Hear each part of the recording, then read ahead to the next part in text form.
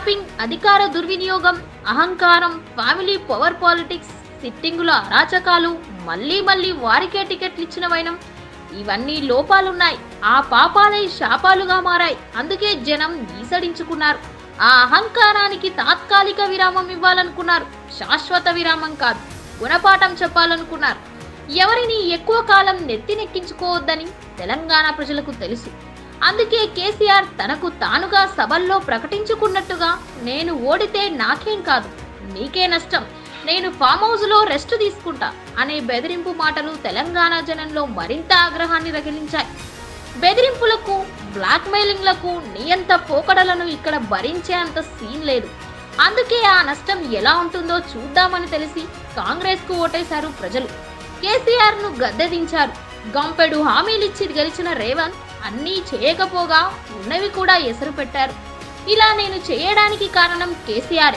ఆయనే అప్పులన్నీ వల్లెవేస్తూ రావడం, కోతలు పెడుతూ కాలం వెల్లదీస్తూ కోతల రాయుడిలా మాటలు కోటలు దుంకించడం అన్నీ చూస్తున్నారు ప్రజలు. వాళ్ళకి తెలుసు వాళ్ళు ఏ విధంగా రాష్ట్రాన్ని దివాలా తీపిచ్చిండ్రు.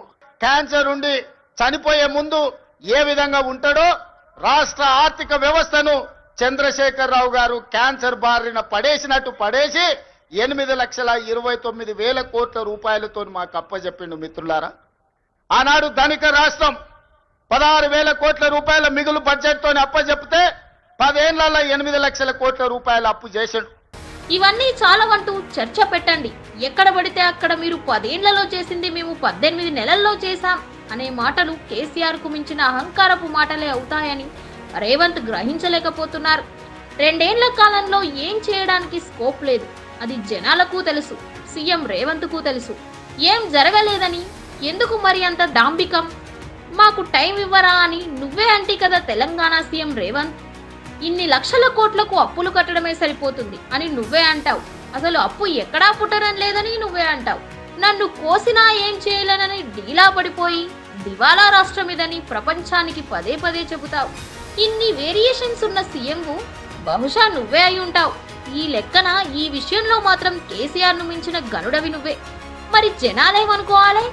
గుడ్డి కన్నా మెల్లనేమనుకోవాలా? రేవంత్ కంటే కేసీఆర్ బెటర్ అనేలా చేస్తోంది. వారిలో ఆలోచనలు రేకెత్తిస్తుంది కూడా రేవంతే.